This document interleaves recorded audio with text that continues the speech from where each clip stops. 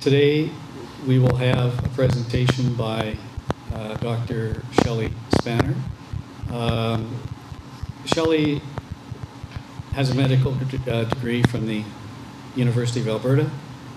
She's a partner with RCA Diagnostics since 2003, and you're an associate clinical professor at the University of Calgary since 2004. You've got a very special interest in undergraduate medical education. Now, I'm not sure how much medical education the undergrads are, so maybe I need a definition of what an that's the medical school. Yes, okay. And you have 4 teaching awards in the past 5 years, so that's a pretty good track record. Okay? One bad year. So, it's your show. I'm going to talk about imaging prostate cancer, and just what Stuart said. Why am I doing that? The more knowledge you have about your disease and the journey that's involved with the disease, the more you're empowered to act on whatever it is you're going to act on. Knowledge can sometimes give you the power to make other people feel stupid, so we're going to do the exact opposite here, and I'm going to try and share my knowledge to really just empower you as you move forward. When you get the diagnosis of prostate cancer, I'm sure it's very overwhelming. There's so many things that you have to start thinking about. The diagnosis itself can be scary, can be life-altering, obviously. Once you get the diagnosis, you have to know what stage of disease you're at. You need to know the treatment options that are available to you and which ones you're going to consider. And you need to know how you're going to follow this disease for the rest of your lives. So all of these things are important, and what I'm going to talk to you tonight about is how imaging fits into this. Many of you will have been introduced into diagnostic imaging already. Most of you will have had ultrasound to guide your biopsies to diagnose your prostate cancer. Some of you will have had nuclear medicine imaging to evaluate your skeleton. Some of you will have gone on to have CT imaging. Many of you, a couple have already talked to me about your need or your wish to be involved in MR imaging, which I'm going to talk a fair amount about. And then both Stuart and Ron have asked me to talk about the future of imaging prostate cancer, which includes things like high-resolution ultrasound and functional imaging.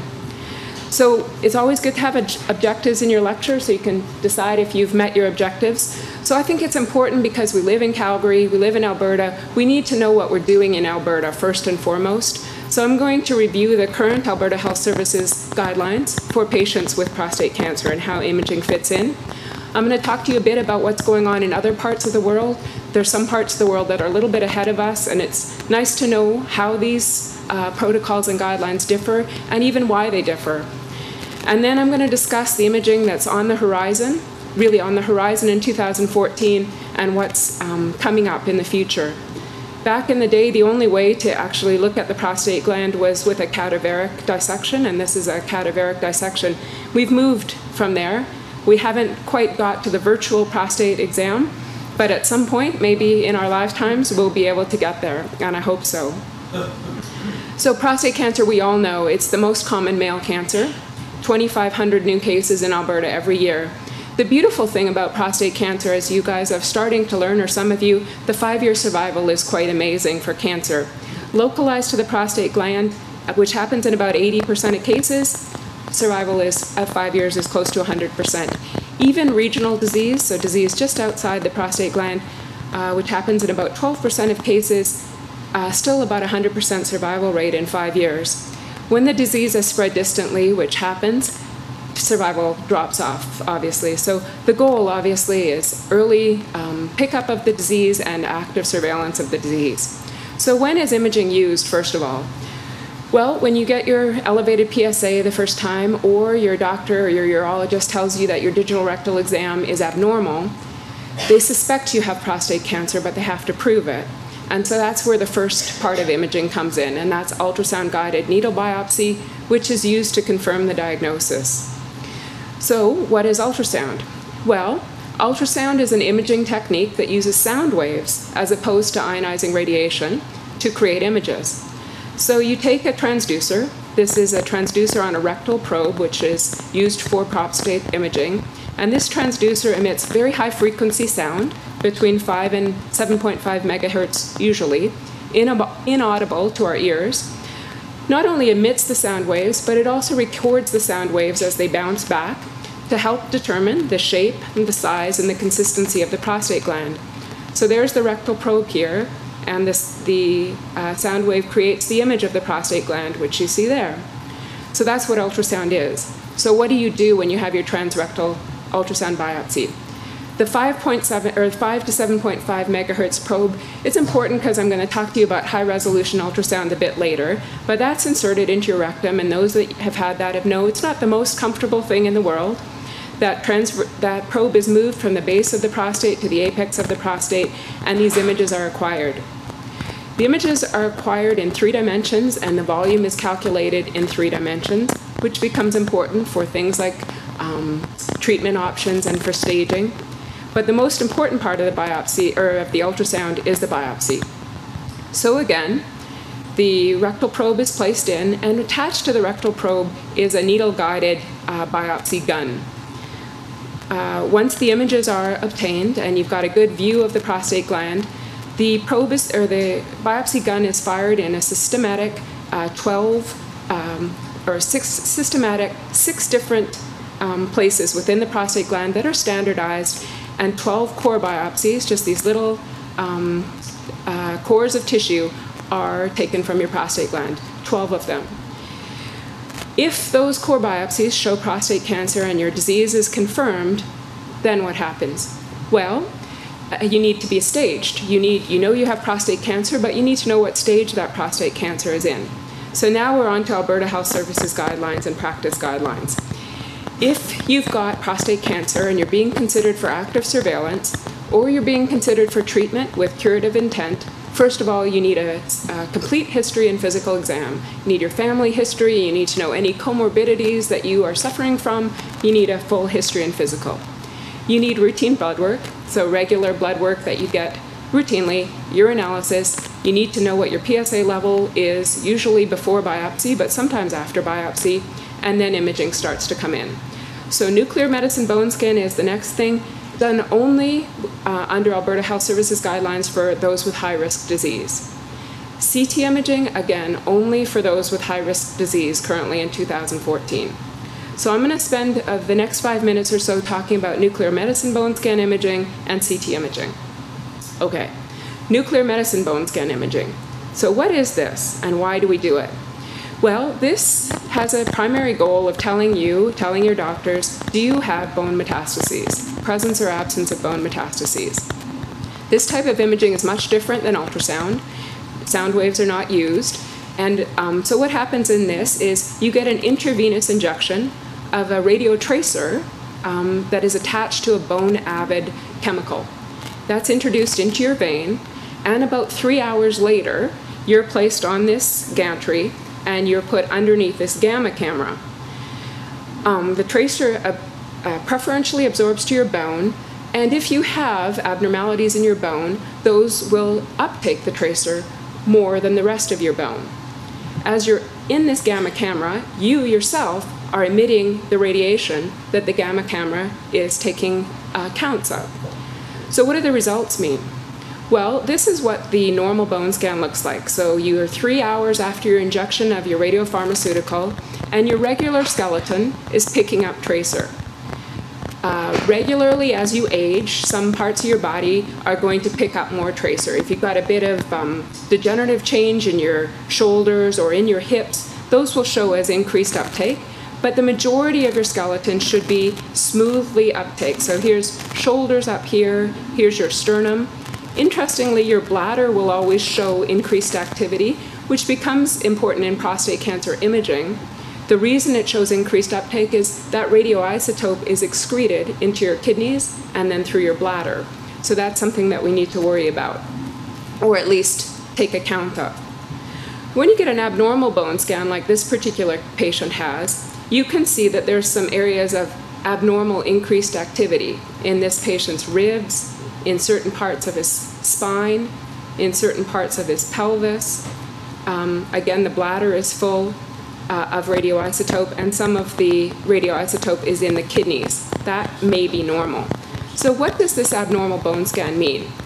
It means that there's increased tracer accumulating in areas of the bone. Does that mean there's cancer there? It certainly could. Prostate cancer metastases cause increased activity in the bone, but it's not completely diagnostic. Other things can cause increased activity in the bone.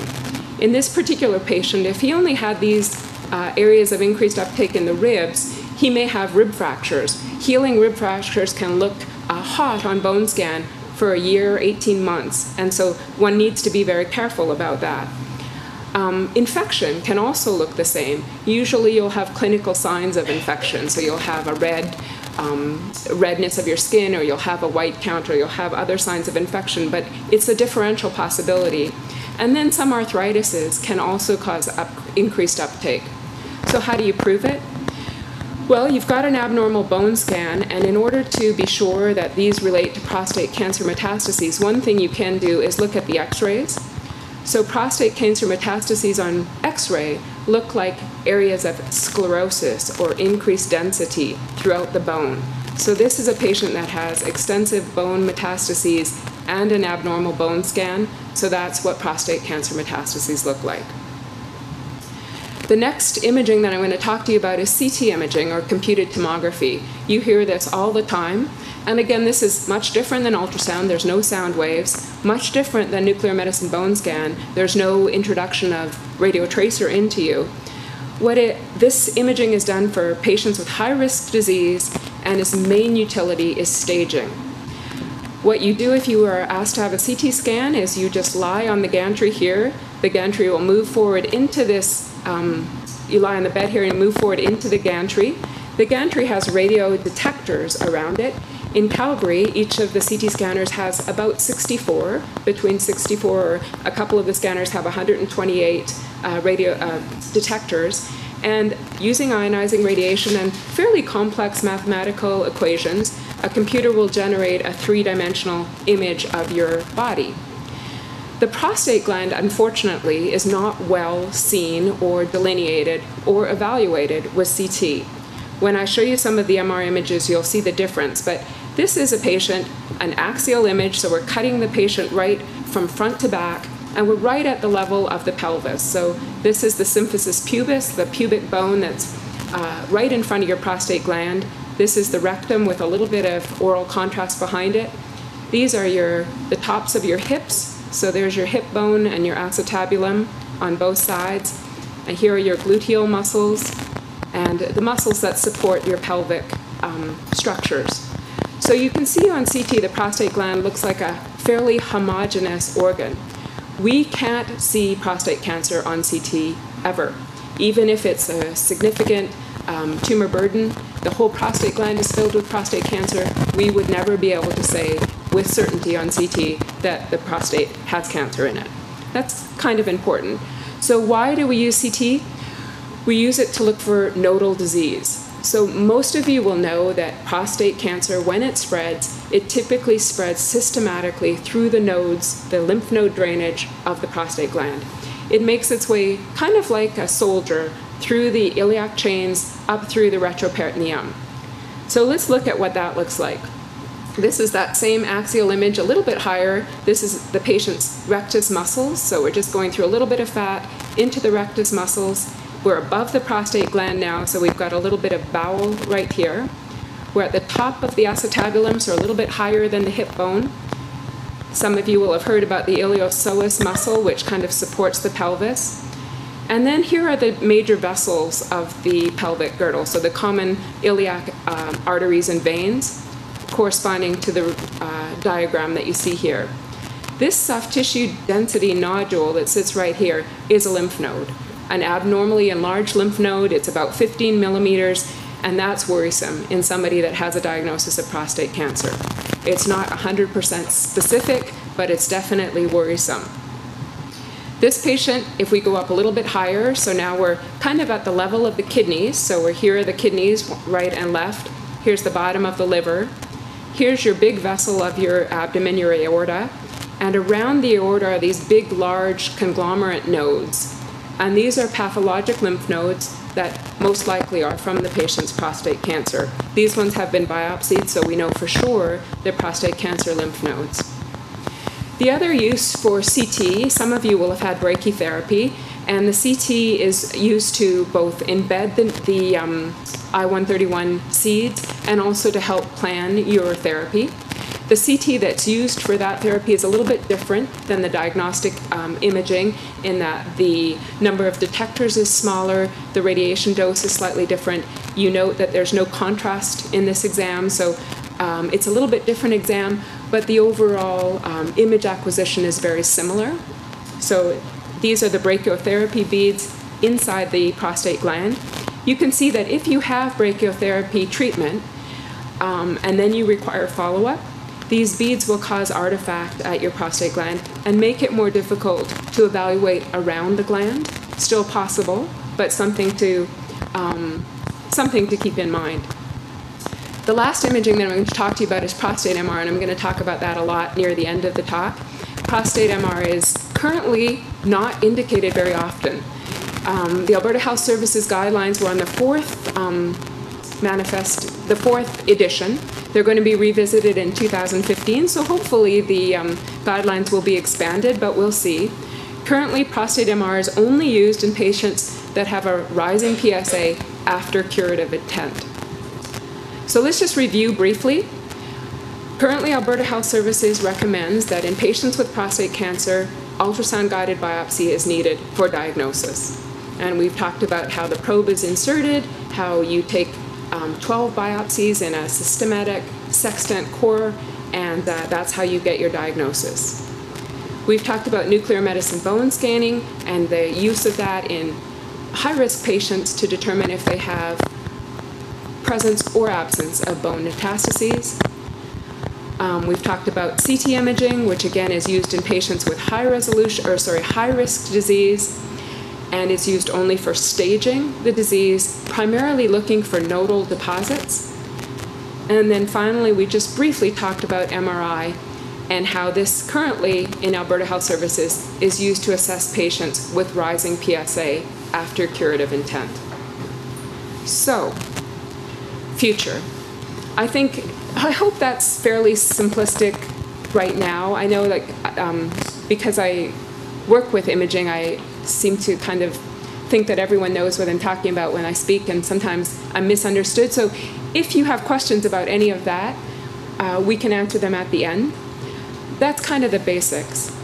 What we're getting to now is a little bit maybe more complex, but it's the most exciting part of imaging of prostate cancer. So you see prostate cancer in the news every day. As Stuart was talking about, Prostate Cancer Awareness Month is September, and there's so much information coming out. So what we're going to talk about are things like high-resolution ultrasound, contrast-enhanced ultrasound, MR, and I'm going to talk to you about the sequences and try and make it a little more simple so that people don't get scared when they hear the words MP-MRI or they don't know what it means. And then molecular imaging. I'm not going to talk about molecular imaging too much because it's a long ways away from being in Alberta.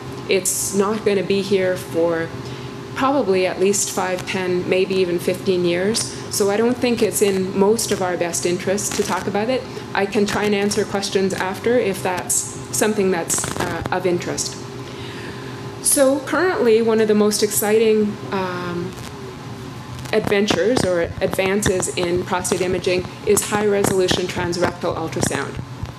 It's done the same way that the ultrasound-guided biopsies are done currently. And I wanted to just show this. This is just a copy of the first article that was published. It was published in January 2014. It's actually done based on work that was done in 2011, 2012 at Johns Hopkins, a well-respected institution, accepted for publication about a year and a half ago, and in press, and accepted in the literature in 2014. So peer-reviewed article that's basically looking at a new way to look at prostate cancer. So let's just talk about what they've done. They've used high-resolution transrectal ultrasound, which is 21 megahertz of power in that ultrasound probe that I talked to you about. Remember when we were talking about the biopsy, we talked about the fact that those probes, the transducers are about 5 megahertz or 7.5 megahertz. So we're trying to see if with a higher frequency sound wave, can you see the prostate gland better? So what they did, they took 25 men that were going to have radical prostatectomies, and they imaged them preoperatively. And then they took the pathologic specimens of the prostate glands that were taken out at their prostatectomies, and they looked at them and compared them to their preoperative low resolution ultrasound and their preoperative high resolution ultrasound. And what did they find? Well, of those 25 men, they found 69 of those little core biopsies that we talked about had cancer in them. The high-resolution ultrasound imaging saw 45 out of those 69 core biopsies, but didn't see 24, so saw about 66%. Compared to the low-resolution ultrasound, which saw about 26 of those, but missed 43. So high-resolution ultrasound saw about 66%, low-resolution ultrasound saw about 1/3. So you're thinking, well, how is that any good, and why are we even talking about that? Well, because moving forward in imaging is a slow process, and it requires really hard data and hard, reproducible, peer-reviewed data. And the reason I'm kind of emphasizing that is because some of the information that comes out Stuart sent me the prostate forum, it seems so wonderful, and it seems like, oh my goodness, this is the brand new thing that's going to work.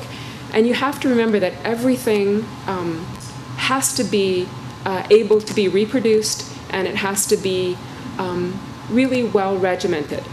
So what did we conclude with this particular study? Well, this particular study done at Johns Hopkins said, you know, this looks promising. It seems a lot better than low-resolution ultrasound.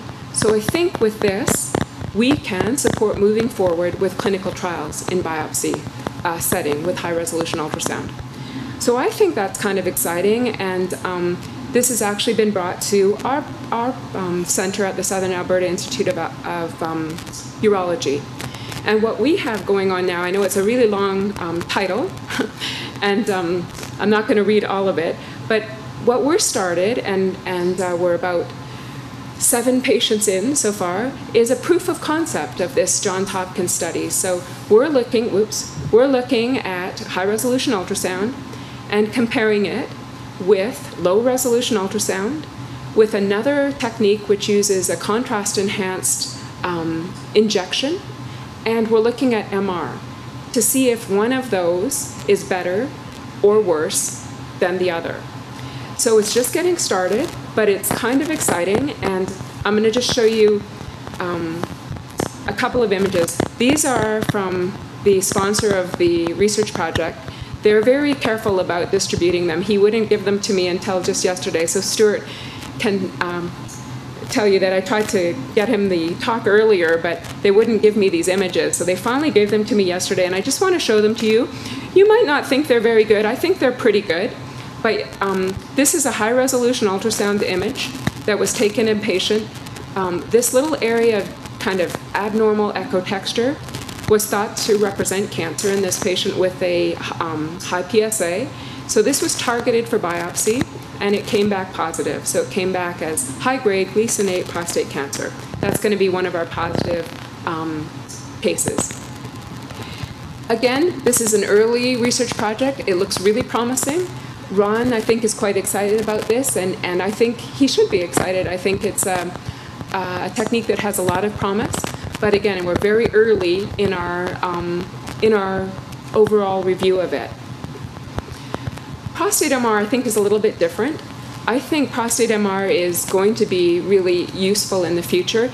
I do have a bias of this. I have spent the last 3 years trying to get this introduced into the Alberta Health Services, and have done a lot of work on it. There's a lot of people who don't agree with me, so what I'm saying can be certainly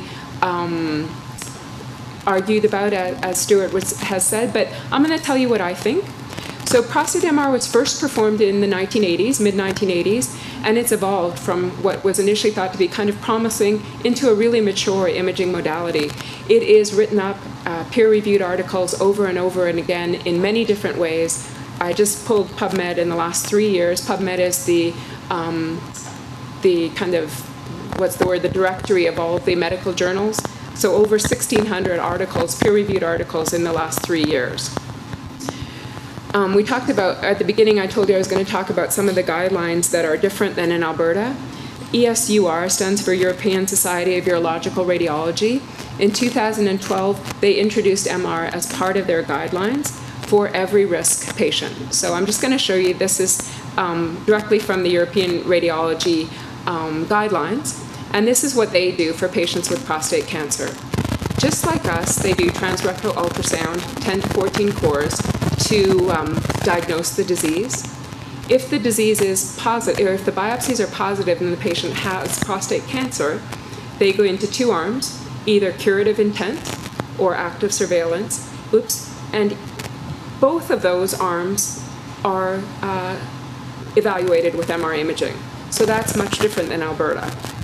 In Alberta, neither of these groups would be evaluated with MR really ever at with the current guidelines. So for those, I'm not going to go through the different MR sequences because they're kind of complex, but I'm going to talk to you a little bit about that. But each of those arms goes on to have MR. Now, even if the biopsy is negative and prostate cancer is not confirmed, if you have a clinical suspicion that the patient still has prostate cancer, which I'm sure some of you are in that boat, MR is done. And it's called a detection MRI, and then that helps to guide either a repeat biopsy with ultrasound, or now in Europe they're doing MR-guided biopsy. So this is a lot different than where we are now, and I think this is probably where we're going, hopefully in the next 5 years or so. I want to show you this case that was done in November at the Rocky View Hospital, and I'm showing it to you because this shows us how great our technique currently is and how much information we can get. And I know that you haven't seen a lot of MR probably, and it might not be quite as exciting to you, but this was a patient who was 52, and he had had a negative PSA in February of 2013. In October of 2013, he had back pain, and he had a bone scan done for his back pain, and it showed metastases. They didn't know what his primary malignancy was, but they thought maybe it's prostate cancer. They redid his PSA, it had elevated, and so they said, you know, can we look at the prostate with MR? And so we did. And so if you remember that CT that I showed you, there's the bladder, this is the rectum, this is the top of the hip bone, and you can see in the top of this or the bottom of this patient's acetabulum, there's a abnormal signal. That's a bone metastases on MR. This is a little bit lower, so you can still see the bone metastases. These are the seminal vesicles. The left seminal vesicles are pretty normal. They're fluid-filled, so they're bright on this image. But this seminal vesicle on the right is a very abnormal signal. There's an abnormal lymph node right there that we can pick up with our MR imaging.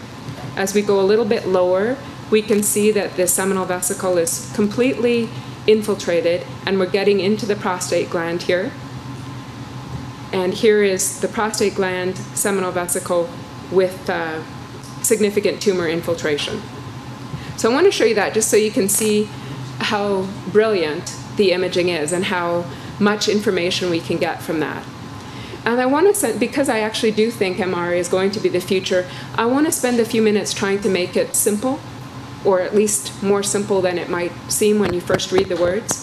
So multiparametric MRI is even hard to say, and sometimes it just, oh my God, what is that? It actually just means multiple sequences, lots of sequences of the same anatomy. So what sequences do we use, and what do they help? You'll hear the words TT-weighted imaging frequently. That's a normal sequence that's done in MR imaging. It's a normal sequence that's done in any MR study. In most MR studies, the TT-weighted imaging is done to show disease.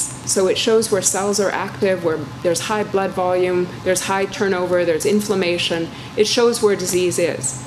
In the prostate, it's amazing because it shows you the zonal anatomy. So unlike that CT image, which I have right here, where the prostate gland was completely homogeneous and you can't tell any of the anatomy of the prostate gland, if we look at the MR, it's much different. We can see the peripheral zone where most cancers end up. We can see the central gland, where most patients end up having benign prostatic hypertrophy. We can see the capsule of the prostate gland exquisitely, which is incredibly important when you're trying to look for the neurovascular bundles, which you'd like to spare when you have a prostatectomy, so that you can avoid the complications of prostatectomy, such as incontinence and impotence and things like that. So our imaging is much more exquisite. Prostate cancer typically comes into the peripheral zone, and it manifests itself as that kind of dark signal in the peripheral zone. The second most common sequence is the enhanced imaging sequence. So that's a contrast injection. It's a different tracer than is used for nuclear medicine bone scan. It's a different contrast than is used for CT. It's a heavy metal called gadolinium currently in our current use. And what prostate cancer does is it takes up that contrast really, really quickly. And so you get dynamic uptake of the contrast. So after 20 seconds of post-introduction of the contrast material, the prostate cancer will pick up the contrast much quicker than the rest of the gland. It enhances earlier and faster. And the other thing that it tends to do is it tends to wash out faster. So it takes up the contrast really quickly, and then it lets it go. So this is another image taken at 60 seconds. So that's useful. The third sequence that's important in prostate cancer is diffusion-weighted imaging. And this is really a hot topic in the literature. It's been hot for 3 or 4 years, so it's not that new. But what diffusion-weighted imaging does is it takes advantage of fast-moving molecules, water molecules. And in prostate cancer, where there's kind of higher density cells, these molecules will manifest as increased brightness against the darkness of the regular prostate gland. So this particular sequence is providing information about aggressiveness of the tumor and is becoming very useful in improving detection compared to what used to be the standard of care, which was T2-weighted imaging. Those are the 3 most common sequences. There's many others, but when you hear somebody say MPMRI, that's what they're talking about. Different sequences to see different parts of the prostate gland, to see how those parts of the prostate gland react or are different when prostate cancer infiltrates the prostate gland. The other thing that gets bantered around when you talk about MRI is the strength of the magnet. The magnet strength is actually amazing. So all of the magnets in the city right now, except for one at the South Campus and one at the Foothills, are 1.5 Tesla magnets. So that's a lot stronger than the fridge magnet. It's about I forgot the number. I meant to look it up before I came, but it's about 300,000 times as strong as the fridge magnet. And so 3 Tesla is a lot stronger. There's some literature says all prostate MRI should be done on the 3 Tesla magnet. There's only 2 really good studies so far, and you can see that based on these studies that are right here, and I can give them to you if you like, the conclusions aren't very helpful. The conclusions stay, it's still difficult to infer which magnet strength is better. Topic is still immature. So most of the work that we've done at the Rocky View has been on a 1.5 Tesla magnet. There's a lot of newer cases done on the 3 Tesla magnet. I think the imaging is better on the 3 Tesla magnet, but I'm kind of biased again, and I don't mind the image quality on the 1.5 Tesla magnet. So far in Calgary, that's what we're doing. So I want to tell you just a little bit about what we're doing in Calgary with clinical prostate MRI. Remember that when we talked about the guidelines, currently Alberta Health Services only gives one guideline, and that's elevated PSA in patients that have had a failed curative attempt. That's it. So we're trying to convince them that maybe there's more uses for clinical MRI in the city currently, or in the province currently.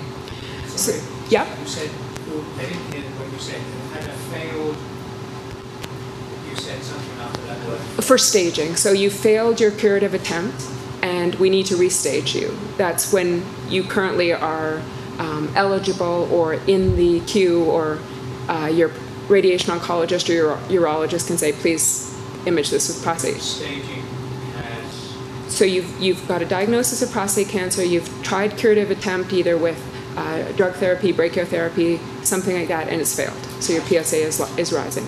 That's currently the guidelines. Then you can have all these MRI tests now. Currently.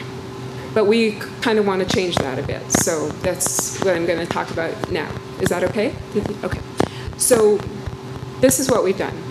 In 2011, in September, Dr. Kozak, some of you might know him, and one other urologist who do a lot of work with robotic prostatectomies came and they said, you know, we hear all this stuff at our meetings, like, why aren't we doing this?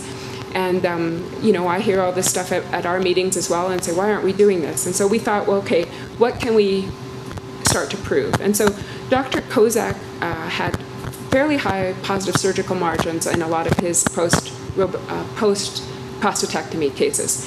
I think his positive margin rate was about 37% in his last 100 cases. And that was too high for him, and he wasn't happy with that. So we started exploring if we could use prostate MRI preoperatively to help with surgical margins, to help him as he, I should just tell one quick story. When he asked me to do this, he also asked me to come into the operating room with him one day, and I hadn't been in the operating room since 1998 as a medical student, and I fainted in 1998 as a medical student, and I almost fainted in 2011. So things hadn't changed too much. But I didn't have to stay there too long, because once he saw me turn white, he's like, oh, just go back to your room. And anyways, so that was good. So initially, we just did cases that didn't matter. We took cases that we knew were going to prostatectomy, and we tried to get a protocol that worked. So some of you will have heard about spectroscopy, and that's a bit of functional imaging. We tried that, and we couldn't make it work, so we just rejected it. We fine-tuned some of the parameters that we were using, which I'm not going to go into. And some of you will have heard about the endorectal coil. We explored that, and we decided we weren't going to do that. And I'm happy with that now, because the literature is starting to support that endorectal coil is not necessary, and it actually makes follow-up a little bit more challenging because it changes the anatomy depending on the fullness of the endorectal coil. So all of the imaging that we did for these cases was done before surgery, and all the cases were reported after surgery. So they didn't affect patient care at all. So what we did is we took the preoperative MRI, and we took the sequences that we figured out, and we compared them directly to the pathology. So this is a patient's gross pathology. The prostate gland has been removed, taken by the pathologist, sectioned, and what we tried to do is see, can we see what the pathologist sees? So in this particular case, we saw a big chunk of prostate cancer very near the neurovascular bundle on this patient, and we could see it preoperatively. We could see the tumor, we could see where the neurovascular bundle was, and we thought, well, this might work. So let's try it. So the other thing that we noticed is that of those 15 cases, sometimes we couldn't see the cancer. Even if we knew where it was, we had our gross pathology, and we knew exactly where the cancer was, we couldn't see it. We just couldn't. And so we thought, okay, which cancers are we seeing? And how can we do this and not waste funds and actually make a difference, if possible, with patient care? So we thought by those 15 cases that in the cases where the core biopsies were showing prostate cancer greater than 40%, we had a pretty good chance of seeing the cancer. If the core biopsy was quite low and it was only about anything less than 40%, most of the time we couldn't see the cancer. We weren't going to make any difference with management, preoperative management, so we weren't going to image those patients with MR. That's where we are right now. That's what we're doing. So we've done, by April, I didn't do any work over the summer on this, so we've got 94 cases that we've done. Dr. Kozak particularly has been good at looking at his surgical margins, and he's reduced them by 15% at least, maybe a little bit higher because we're doing a little bit better now. So we hope that that's something that's going to be put into the future guidelines. The other things that we're looking at, postoperative incontinence is obviously a concern of a lot of people. There's some work in the literature currently about length of the external sphincter and how preoperative programming of the robot, preoperative planning, can help decrease that complication. So we're going to start working on that. We've looked at a few cases, but we certainly haven't started a research project on that. What I talked to you about ultrasound, this is what gets really exciting, is because we're going to be able to, or what we are actually have funding for right now, is to look at comparing those high-resolution ultrasound images with the MR images and seeing which modality is better, if either of them is really good.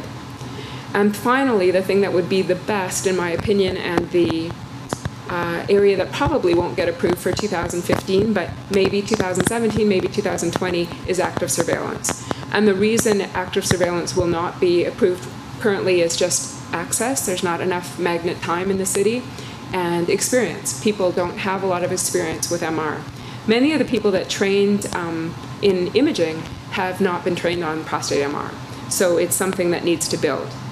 So what else is on the horizon? This is supposed to make you laugh. I hope it does. And I'm just kidding. So what's on the horizon, and I only have this one slide because this is not going to be in Calgary for a while, is the molecular imaging. There's not much peer-reviewed literature on this.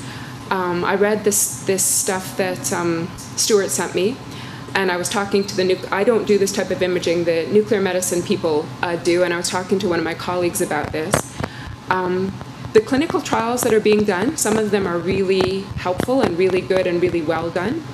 The reason that it can't be done in Calgary right now is many of these radioisotopes need to be produced with a cyclotron and have a really rapid half-life. So they need to be produced kind of right beside where the imaging is done. We don't have a cyclotron in Calgary, so that doesn't work.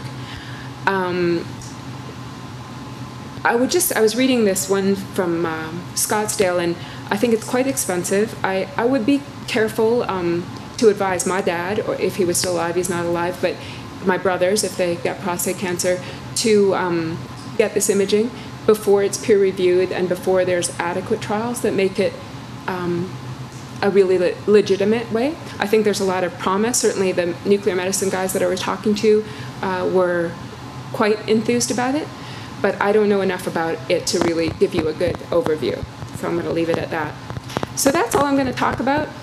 I really wanted you to make sure you knew what we were doing in Alberta right now, the guidelines that we have for patients with prostate cancer, how they differ mostly from the imaging protocols in Europe. And I hope I've made you hopeful or enthusiastic about what's in the future. And that's it. So I will answer any questions that you have, and then we'll get out in snow. Okay, sorry, Duncan. You did mention that its use in active surveillance probably wouldn't be approved for quite some time. But obviously that's my biggest concern, because I've been in an active surveillance program for 6 years. Right. And I noticed one of the authors on that paper you showed me is Dr. Hyman, who's one of the developers. So, yes. Can you go into a little bit more detail anyway, how you would propose using imaging for active surveillance? Absolutely. So that's a great question, and Eric and I actually are friends, and we work closely together. I just texted him before this talk because I had some panicked questions which he answered for me, so that was good. So active surveillance MRI, how it would fit in, kind of has to be the way active surveillance is done now. So it has to have a wide population. So do you want to know why it doesn't work currently, or how it could possibly work? Well, how do you would use imaging, say, in place of biopsy, or to decide when to do a biopsy? So the perfect, I'm just going to go back to that European Union slide, because that's what they're doing. So if you have prostate cancer and you've chosen to do active surveillance, how I see it working in Calgary, when there's enough resources, is exactly what they're doing here. So if you have prostate cancer and you're under active surveillance, they do what's called a staging MR. They use some of those sequences that we talked about, so the T2-weighted sequence, the DWI sequence, the dynamic contrast enhanced sequence. And what they're looking at is that capsule intact? Can you see prostate cancer? If your PSA is rising under active surveillance, can we see any small nodes that show abnormal signal, or anything that's going to tip you into treatment? Right. And that's basically how that works. And so what's kind of the smallest tumor size that you could? So the smallest tumor size that is currently seen here, the European Union is not based on tumor size. It's based on core biopsy, and again, they're using about 40%, and it's based on PSA levels.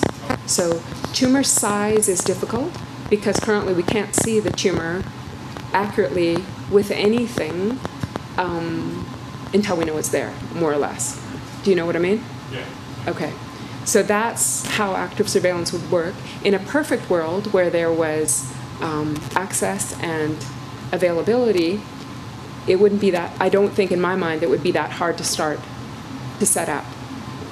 Again, it's like also though comparing to the breast cancer early screening, will you find, there's going to be a bunch of ethical questions that come up with that as well. Will you find something that you're going to treat that wouldn't have gone on to anything and things like that. So there's still quite a bit to be worked out. It'll be so interesting to see what happens with these guidelines were just set out in 2012, so their follow-up is quite short. But hopefully, that'll be something that will be available in a decade. Yeah. You talked about molecular imaging. Yeah. And this program down in Scottsdale. Right. You said it was quite costly. How much did you buy it on the private market? I don't know. Do you know? 2,500. How much? 2,500. Yeah. Have you tried it? No, I haven't, but I know people who have. People have. Yeah. We have members that have Yeah. had that Yeah. testing. Yeah. The issue has been the receptiveness of the, I think the issue has been the receptiveness of the local clinicians to use the data that's available.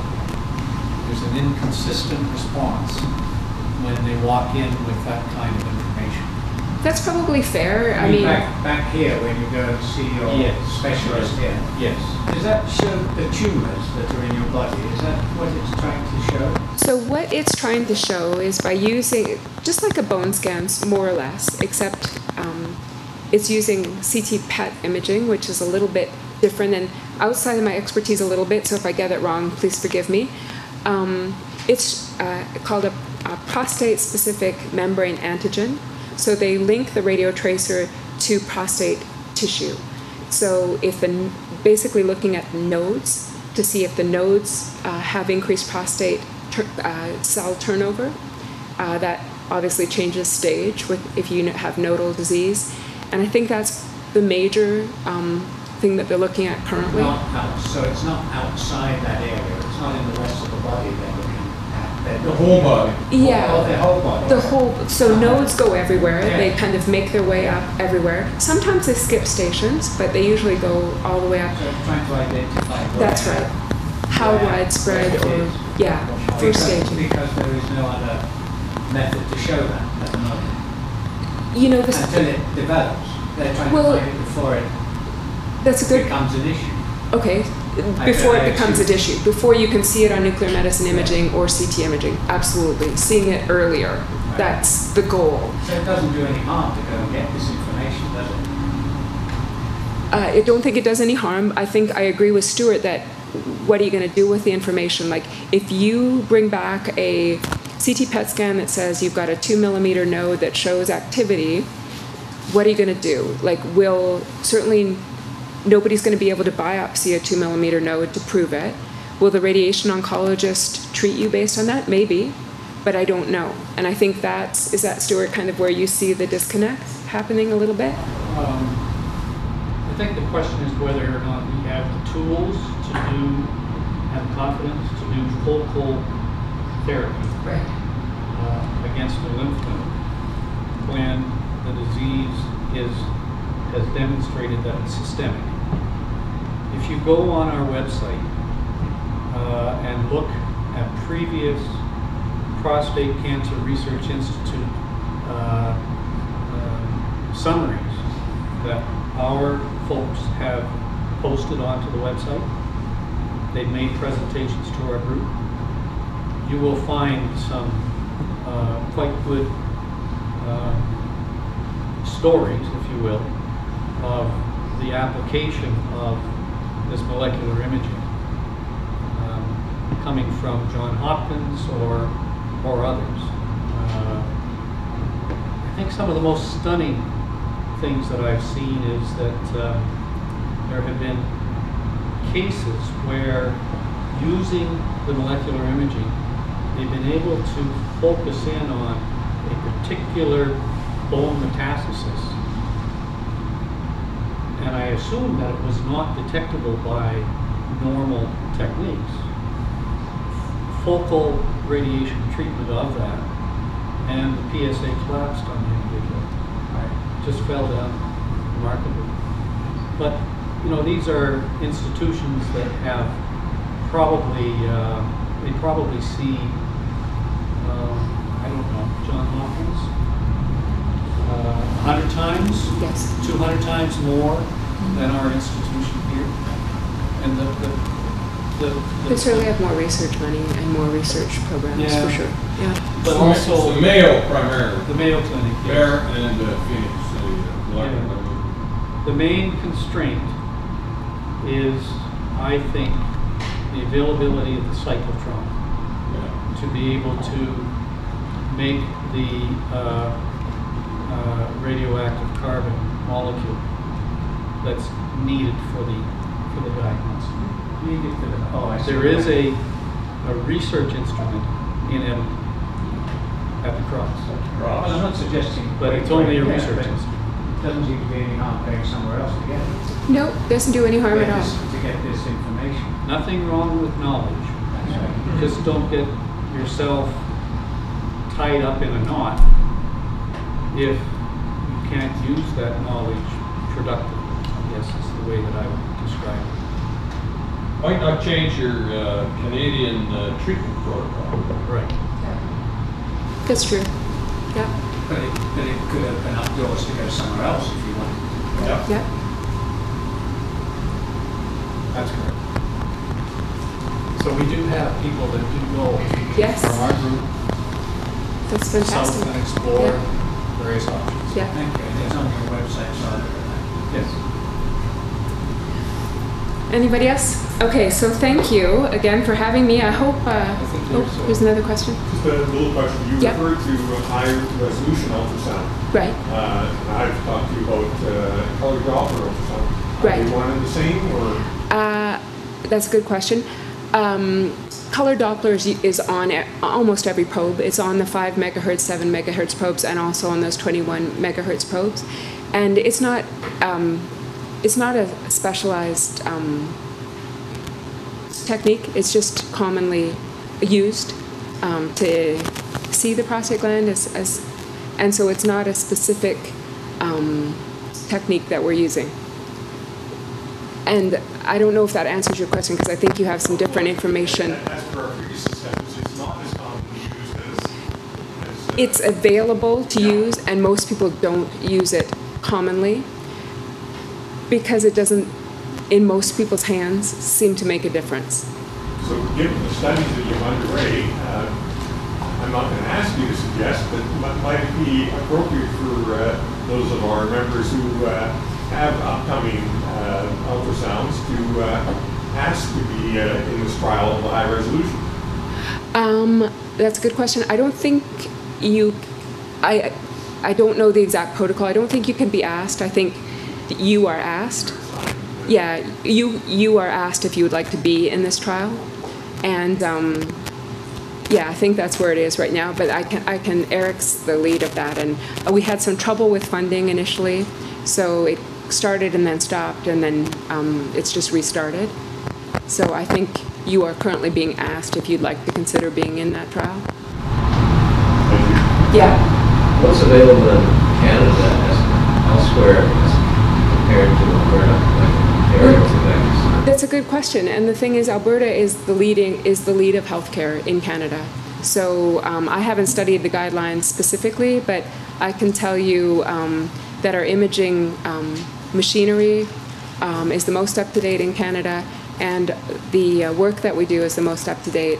If you go just about anywhere else, I think the waiting lists are longer. The equipment is older.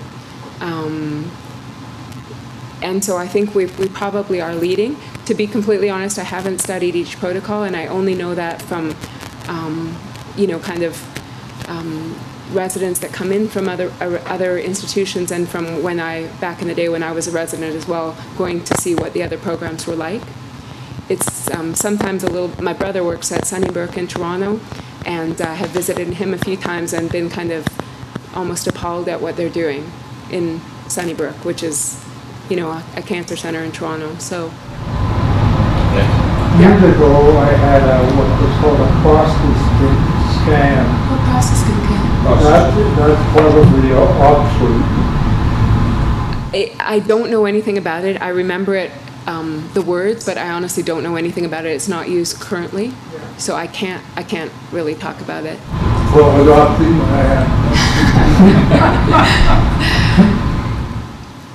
Okay, so I hope I helped a little bit. I hope I didn't confuse anyone. And again, thank you so much for your attention, and it's been lovely. So thank you.